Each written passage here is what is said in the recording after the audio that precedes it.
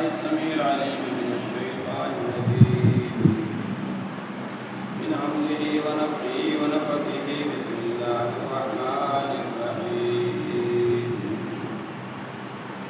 يا أيها الناس اتقوا ربكم الذي خلقكم من نفس واحدة وخلق منها زوجها وبث منهما رجالا كثيرا ونساء واتقوا الله الذي تساءلون به والأرحام إن الله كان عليكم رقيبا يا أيها الذين آمنوا اتقوا الله حق تقاته ولا تموتن إلا وأنتم مسلمون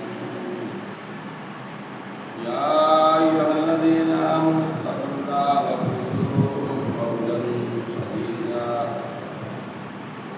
يصلح لكم أعمالكم ويغفر لكم ذنوبكم ومن يطع الله ورسوله فقد فاز فوزا عظيما رب اشرح لي صدري ويسر لي أمري واحلل عقدة من لساني يفقهوا قولي رب زدني علما أعوذ بالله من الشيطان الرجيم محمد رسول الله والذين معه أشداء على الكفار رحماء بينهم تراهم ركعا سجدا يبتغون فضلا من الله ورضوانا وقال الله تعالى في مقام آخر لقد رضي الله عن المؤمنين إذ يبايعونك تحت الشجرة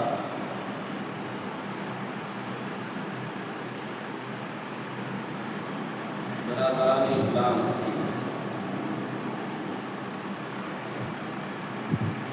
خطبہ مسنونہ کے بعد قرآن مجید ایک آیت پڑھی گئی ہے جس میں اللہ رب العالمین نے مسلمانوں کی صفات کے بارے میں ذکر کیا ہے اور نبی اکرم صلی اللہ علیہ وسلم کے بارے میں محمد الرسول اللہ والذین معه اشداء علی الکفار، محمد صلی اللہ علیہ وسلم اللہ کے رسول ہیں اور جو لوگ آپ کے ساتھ میں ہیں مومنین صحابہ کفار کے مقابلے میں سخت ہیں اور آپس میں بہت زیادہ نرم ہیں، آپس میں ایک دوسرے سے رحم کرنے والے ہیں، ترس کھانے والے ہیں۔ آپ ان کو دیکھیں گے رکوع اور سجدہ کی حالت میں وہ اللہ رب العالمین کا فضل تلاش کر رہے ہوں گے۔ اور ایک آیت کا ایک ٹکڑا پڑھا گیا تھا لقد رضي الله عن المؤمنين إذ يبايعونك تحت الشجرة، یقیناً اللہ رب العالمین راضی ہو گیا ان مومنوں سے جو آپ سے بیعت کر رہے تھے ایک درخت کے نیچے۔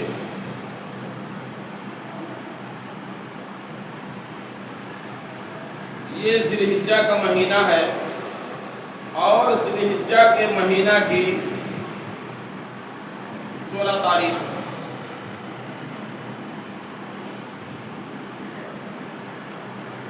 یہ ذی الحجہ کا مہینہ بلکہ سارے مہینے اپنے اندر بڑی بڑی تاریخیں لیے ہوئے ہیں۔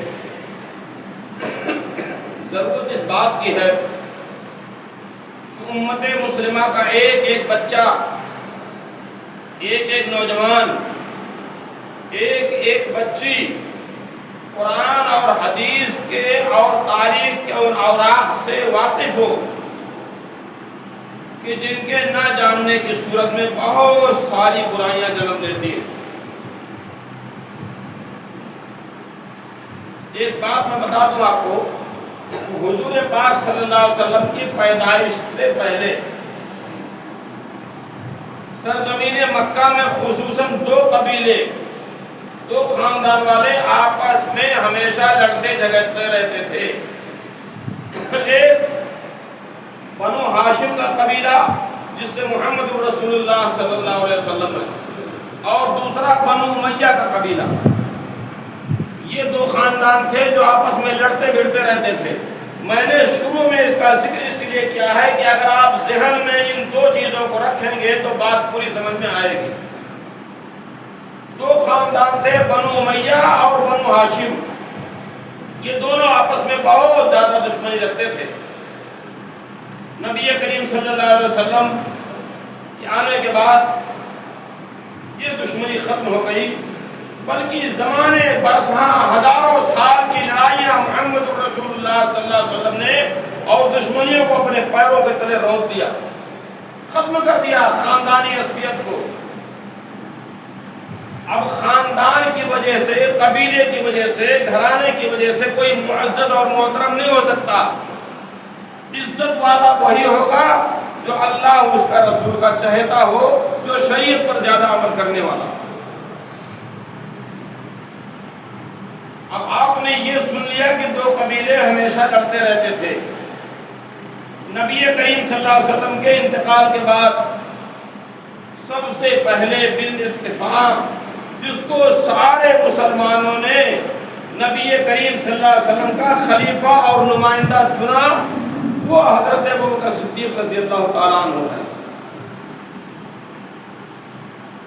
ان کے انتقال کے بعد بالاتفاق جس کو سارے لوگوں نے خلیفہ بنایا، دوسرے نمبر پر حضرت ابوبکر کے خلیفہ حضرت عمر بن خطاب رضی اللہ تعالیٰ عنہ، اور ان کی شہادت کے بعد، شہادت ان کی ہوئی، ان کو نماز کی حالت میں قتل کیا گیا۔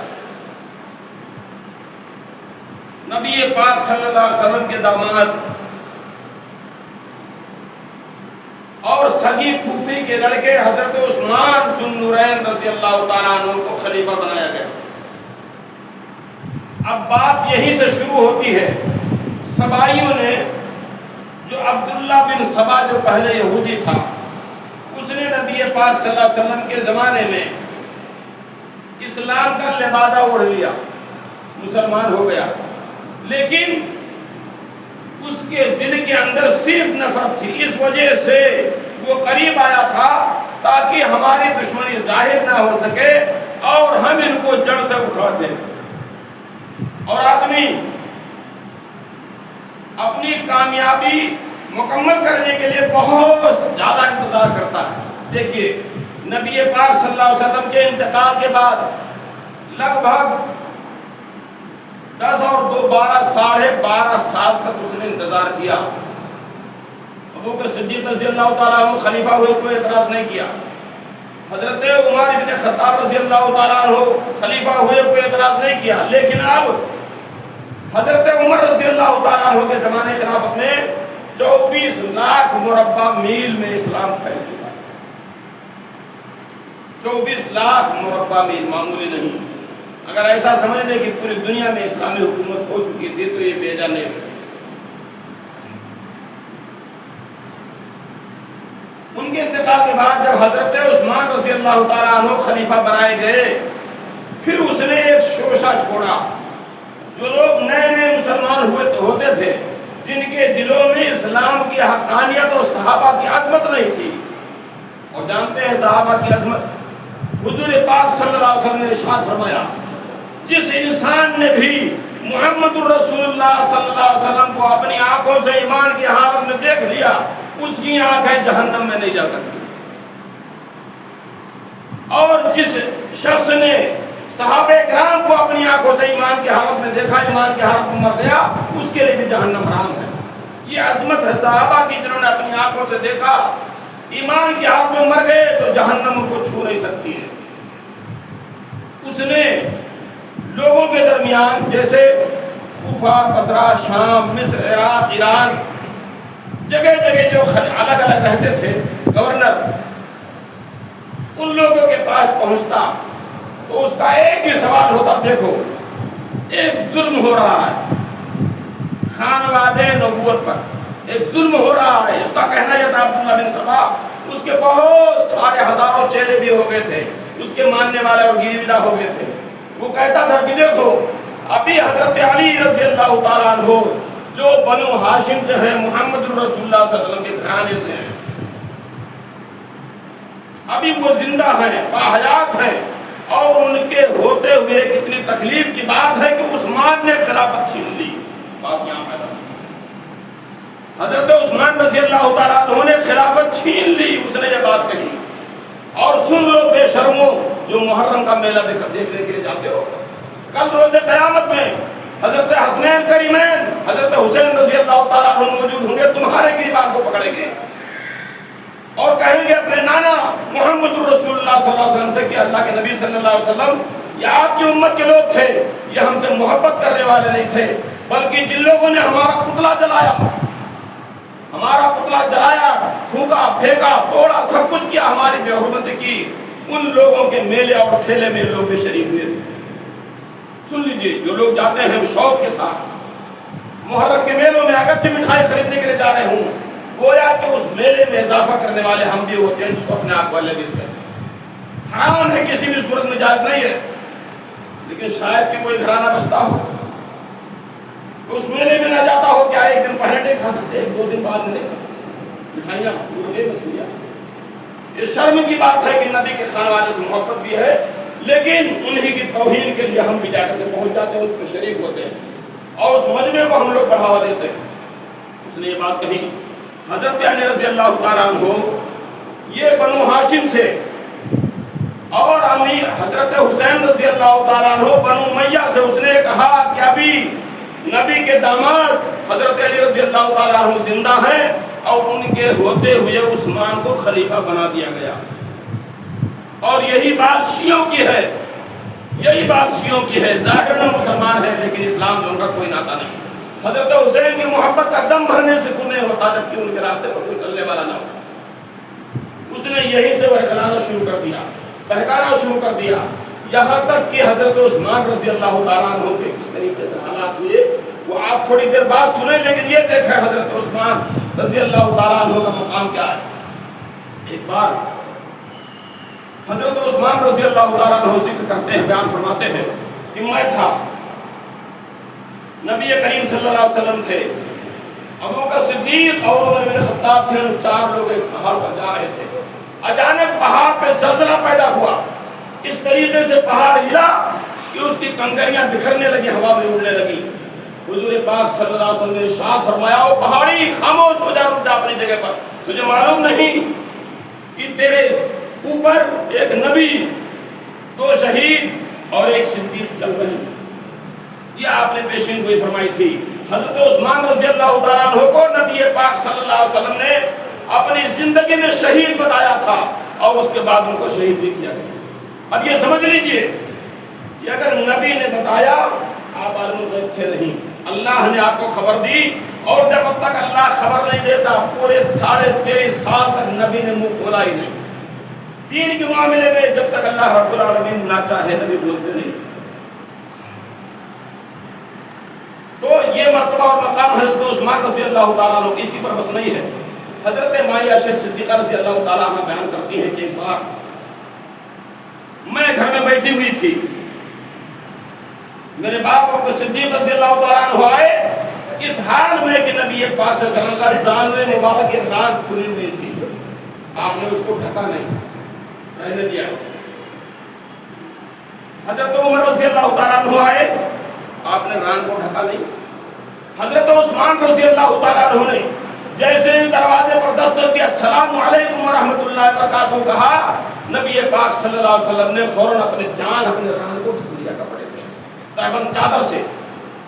حضرت عائشہ صدیقہ رضی اللہ تعالیٰ عنہ نے سوال کیا، ان کو تجسس پیدا ہوا کہ ابھی میرے باپ آئے، آپ کی ران کھلی رہی، اور حضرت عمر بن خطاب رضی اللہ تعالیٰ عنہ آئے، آپ کی ران کھلی رہی، لیکن عثمان آیا، آپ کی ران کیوں ڈھک گئی، آپ نے کیوں ڈھک لیا؟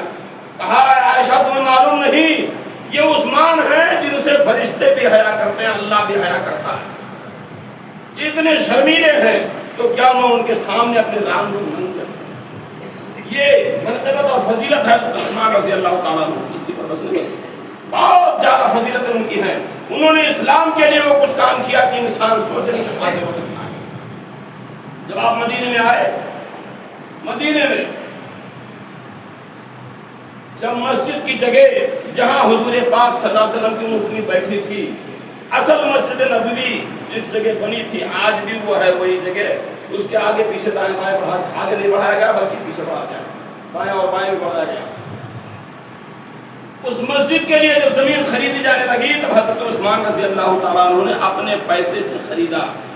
اور وہ حالات ایسے تھے جب قسم پرسی کا عام تھا. ایک ایک چادر لوگوں کے پاس مشکل سے ہوتی تھی، بڑی چادریں ہوتی تھیں جس سے شرمناک کاٹ جاتی تھی. یہ عام طور پر صحابہ کے جسموں پر نیچے کے علاوہ، کمر سے نیچے کے علاوہ اوپر میں کپڑا ہوتا ہی نہیں، غریبی کا عالم تھا. جب انہوں نے مسجد خریدی، پھر وہاں مدینے میں ایک کنواں تھا یہودی کے ہاتھ میں. اسی ایک کنویں کا پانی میٹھا تھا، پینے کے لائق تھا. باقی اور کنواں کا پانی کھارے اور نمکین تھا، کوئی پی نہیں سکتا. یہودی پانی کے پیسے لیتا تھا یا مسلمانوں کو بھرنے نہیں دیتا تھا اس کنویں سے پانی.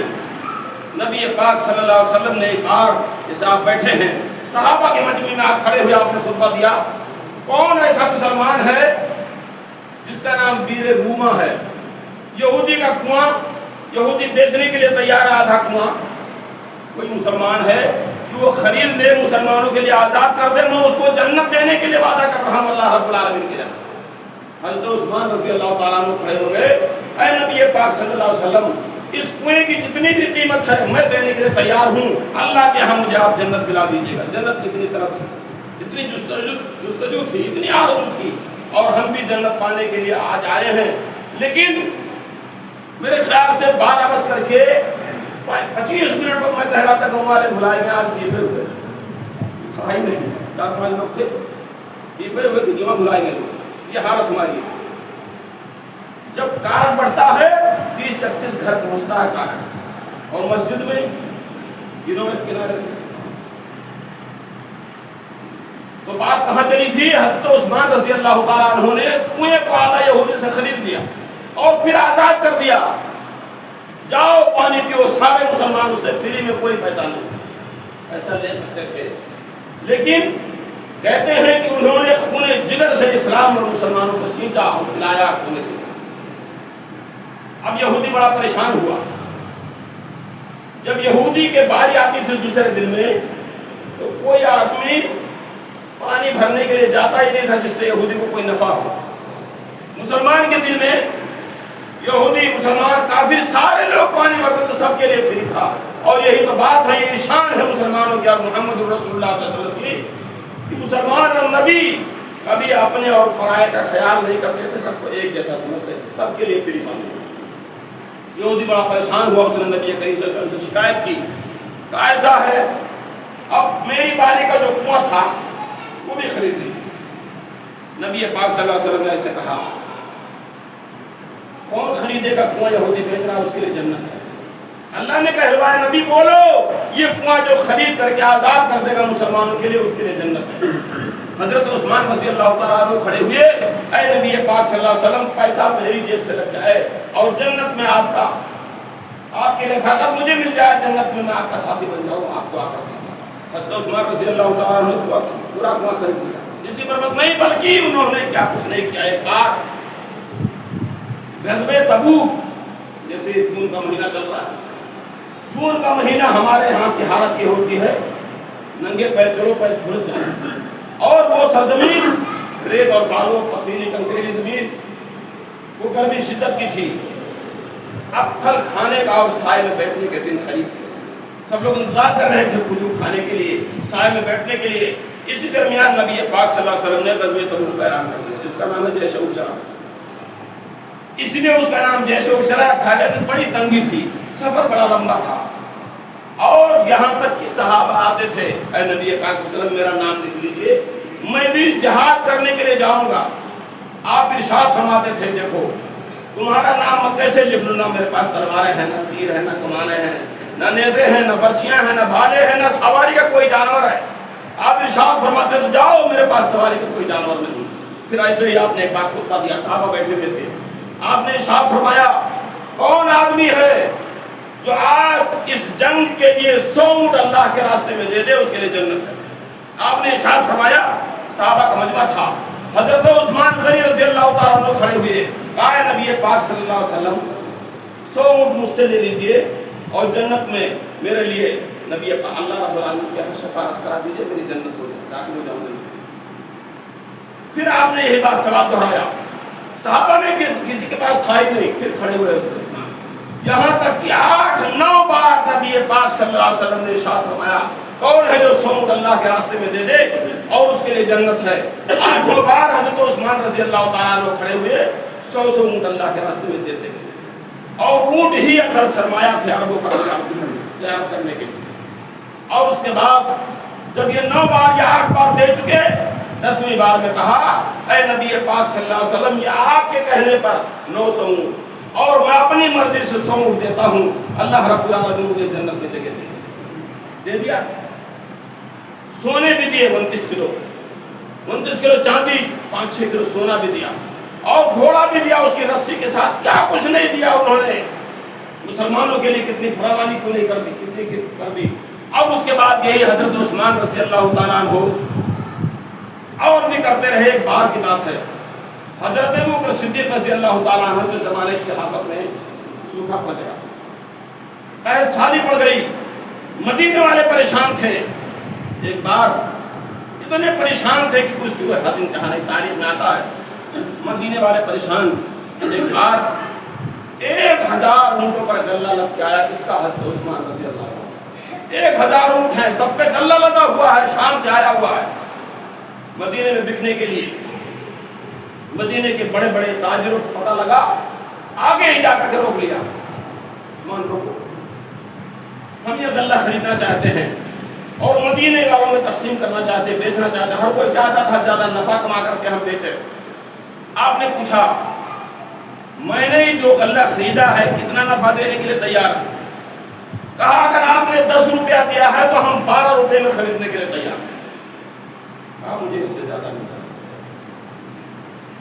کہا ہم 15 دینے کے لیے تیار ہیں، اس سے بھی زیادہ مل رہا ہے۔ یہاں تک کہ انہوں نے کہا مجھے 10 گنا مل رہا ہے، اگر تم خریدنے کے لیے تیار ہو 1 کے بدلے 10 تو میں تم سے بیچنے کے لیے تیار ہوں۔ لوگوں کو بڑا تعجب ہوا، کہا کون ہے؟ مدینے کے سارے تاجر آپ کے سامنے موجود ہے، کون آدمی ہے جو 10 گنا آپ کو نفع دینے کے لیے تیار ہے؟ کہا تمہیں نہیں معلوم؟ من جاء بحسنۃ فلہ عشر امثالها، اللہ نے قرآن مجید میں فرمایا کہ جس نے 1 روپیہ اللہ رب العالمین کے راستے میں خرچ کر دیا تو اس کو 10 گنا ملے گا۔ جاؤ میں نے 1000 اونٹوں سمیت جتنا بھی پر اللہ لگا ہوا ہے مدینے کے غریبوں کو میں نے صدقہ کر دیا۔ ہے کوئی مائی کا لان آج 10-20-50 ہزار روپے آدمی مسجد رسول اللہ کا چوراہوں پر بیان کرتا ہے، احسان جتاتا وہ عثمان تھے۔ 1000 اونٹوں پر لدا ہوا غلہ سارا کا سارا مدینے میں یہ لوگوں کو صدقہ کر دیا، فری میں غلہ لے کر کے جاؤ، خریدنے کی ضرورت نہیں۔ یہ عثمان۔ ایک بار حضرت عثمان رضی اللہ تعالیٰ عنہ کہ عقد میں، زوجیت میں، ان کے نکاح میں نبی کریم صلی اللہ علیہ وسلم کی ایک بیٹی بیاہی تھی، ان کا انتقال ہو گیا۔ نبی پاک صلی اللہ علیہ وسلم گئے اور مرد کے آنسو آسانی سے نہیں نکلتے ہیں، بڑی مشکل اور مصیبت کے وقت نکلتے ہیں۔ رو رہے تھے عثمان رضی اللہ تعالیٰ عنہ، زاروں کے دار رو رہے تھے، بہت رو رہے تھے۔ نبی پاک صلی اللہ علیہ وسلم نے دیکھا بڑی تکلیف ہوئی عثمان کی، رو رہے تھے۔ کہا نبی میں آج اس لیے نہیں رو رہا ہوں کہ میری بیوی مر گئی، بلکہ میں اس لیے رو رہا ہوں کہ آج میرا گھر نبی کے خانوادے سے خالی ہو گیا، نبی کی بیوی کا انتقال، نبی کی بیٹی کا انتقال ہو گیا، اس لیے میں رو رہا ہوں کہ اب نبی کی بیٹی میرے گھر میں نہیں ہے۔ نبی پاک صلی اللہ علیہ وسلم نے دوسری بیٹی کی شادی کر دی، شادی کر دی دوسرے کی۔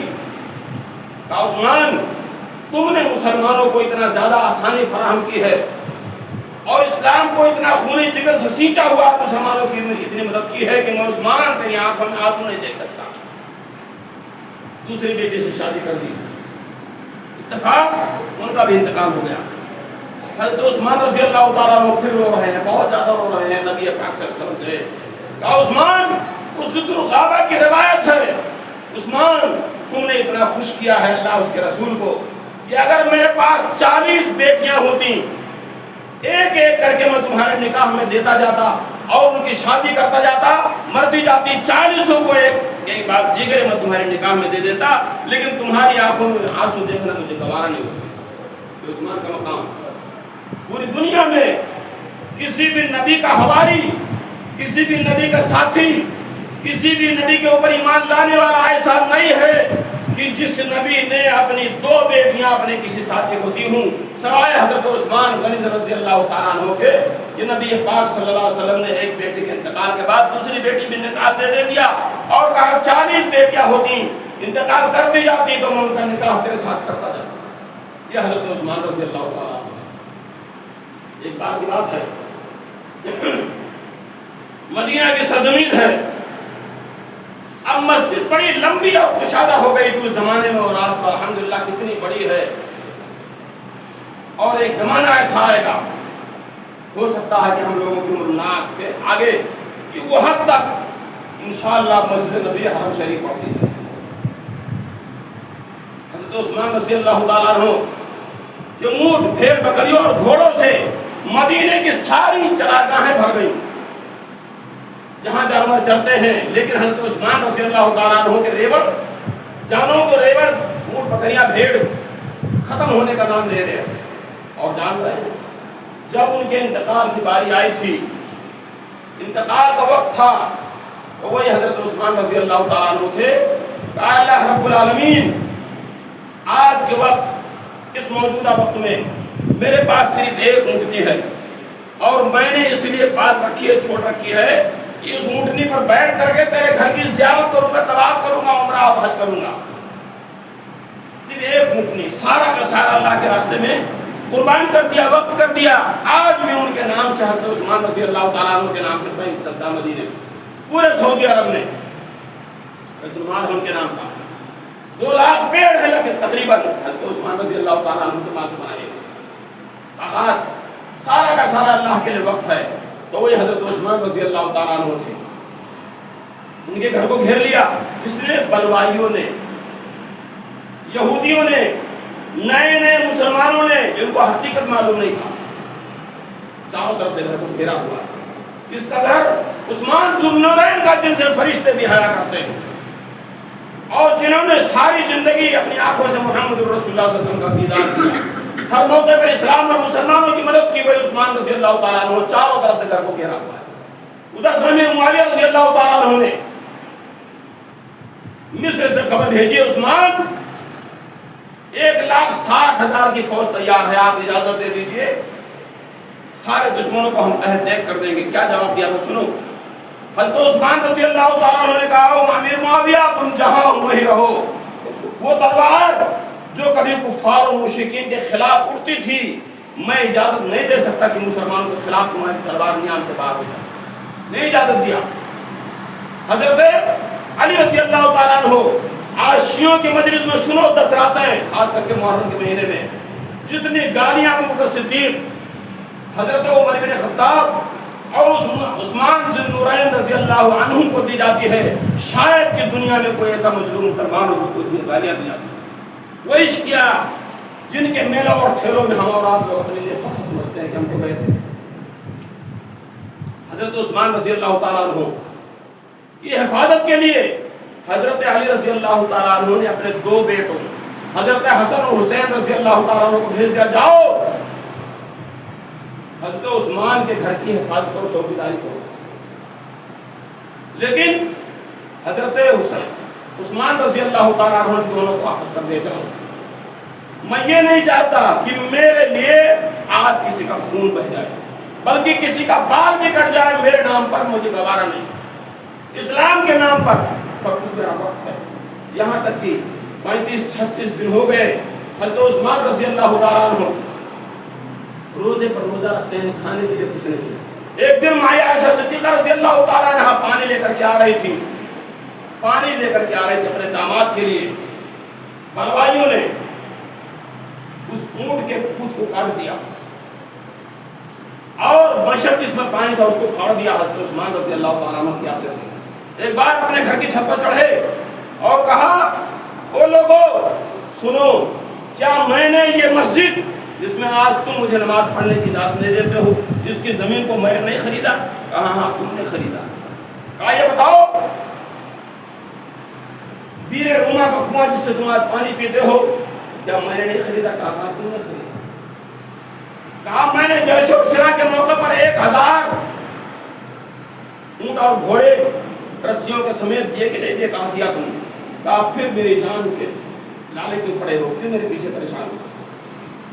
کوئی جواب نہیں دیا. حضرت عثمان رضی اللہ تعالیٰ عنہ نے چاہا 40واں دن تھا.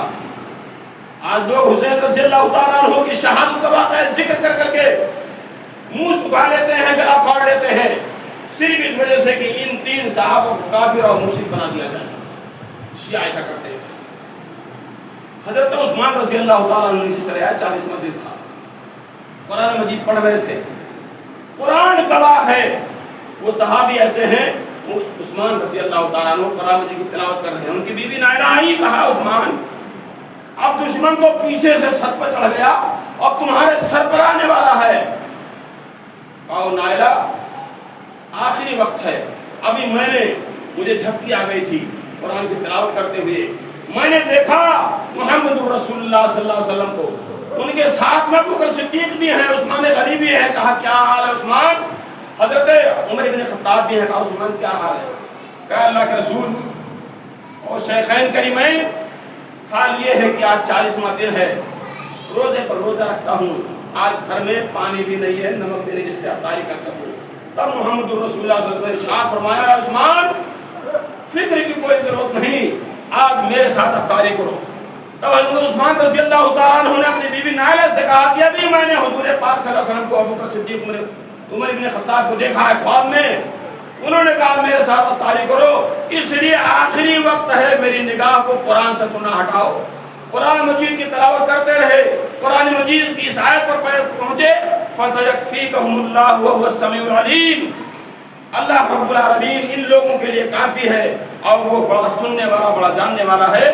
یہ آیت پڑھ رہے تھے کہ دشمن نے قتل کر دیا، اور قتل کرنے کے بعد ایسے ہی نہیں چھوڑا، پہرا بٹھا دیا بے گور و کفن، بغیر قبر اور کفن کے ان کی لاش پڑی ہوئی ہے جس سے فرشتے حیا کرتے تھے. یہاں تک کہ بلوائیوں نے اس طریقے سے آپ کو ناچ ناچا جیسے عثمان کے لیے حضرت حسین رضی اللہ تعالیٰ عنہ کے لیے شیعہ ماتم کرتا ہے، ناچتا آتا، ایسے ہی وہ لوگ ناچتے تھے ان کی لاش پر، یہاں تک کہ ان کی پسلیاں ٹوٹ گئی تھی. ایک آدمی تھا ایسا بھی، اس نے قسم کھائی تھی کہ عثمان کے گال پر ایک تھپڑ ماروں گا، لیکن زندگی میں اس کو ایسا نصیب نہیں ہوا. جب وہ شہید کر دیے گئے تو وہ آیا اور حضرت عثمان رضی اللہ تعالیٰ عنہ کے مردہ گال پر اسے تھپڑ مارا.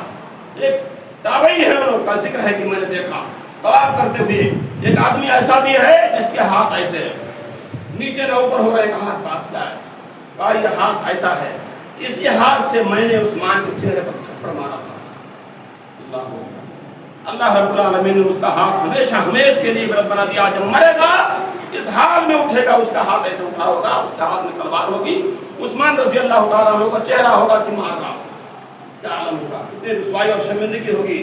تو میرے محترم بزرگ اور دوستوں، ہمیں اور آپ کو اپنی تاریخ پڑھنے کی ضرورت ہے. اگر ہم قوت فکر و عمل پہلے فنا ہوتی ہے، پھر کسی قوم کی قسمت کے زوال آتا ہے. پہلے سوچ اور سمجھ ختم ہوتی ہے، پھر اس کے بعد قوموں کا زوال آتا ہے. آج میں دیکھ رہا ہوں ہماری قوم کے نوجوان یہ مان لیجیے کہ بارود کے دہانے پر کھڑے ہوئے ہیں. ہمارا سماج اور معاشرہ اتنا گندا ہو چکا ہے، اتنی بدبو سے آ رہے معاشرے سے، اس کو بیان نہیں کیا جا سکتا. سماج اور معاشرہ سارے لوگ مسلمان جمعہ کے دن خاص کر کے ارے 360 کو منا دو، جمعہ کے دن آتے ہو قاعدے سے آؤ، 2 رکعت نماز پڑھو، باقاعدہ خطبہ سنو، پھر 4 رکعت سنت پڑھتے کم سے کم لکھ لو. اس بیچ میں مر گئے تو کم سے کم منہ تو دکھاؤ کہ ہم جمعہ پڑھتے تھے. اور اگر خطبہ بھی نہیں سن سکے اور شیطان تمہیں سننے نہیں دیتا، اس لیے ضرورت اس بات کی ہے کہ بزرگ ہمارے نوجوانوں کو سمجھائیں اور نوجوان ہمارے بچوں کو پر کنٹرول کریں، اسلامی معاشرہ بناؤ، سماج بناؤ، ورنہ وہ دن دور نہیں جب ہم ذلیل و خوار تو ہیں ہی اور ہی ہماری بنیاد ہلا دی جائے گی. ضرورت اس بات کی ہے کہ ہمارے نوجوان، ہمارے بچے، ہمارے بوڑھے سمجھنے کی کوشش کریں، صحابہ اور مجاہدین اسلام کی تاریخ کو پڑھیں، صحابیات کی تاریخ کو پڑھیں، تب معلوم ہوگا کہ لوگوں نے کس طریقے سے خون جگر سے سینچ کر کے اسلام تک پہنچایا۔ آج اللہ نے جو قوت گواہی مجھے عطا فرمائی ہے وہ صحابہ کی دین ہے، تابعین کی دین ہے، تبع تابعین کی دین ہے۔ اگر وہ اتنی محنت نہ کرتے، اتنی کوشش نہ کرتے، ہم تک قرآن و حدیث نہ پہنچاتے تو آج ہم بھی بہرے گونگے ہوتے، کچھ بولنے اور سننے اور کہنے اور کہلوانے کے لائق نہ ہوتے۔ اللہ رب العالمین سے دعا ہے ہم تمام مسلمانوں کو صحیح سمجھ کی توفیق عطا فرمائے، صحابہ اور محمد الرسول اللہ صلی اللہ علیہ وسلم کے نقش قدم پر چلنے کی توفیق عطا فرمائے۔ آمین۔ تقبل یا رب العالمین برحمتک یا ارحم الراحمین۔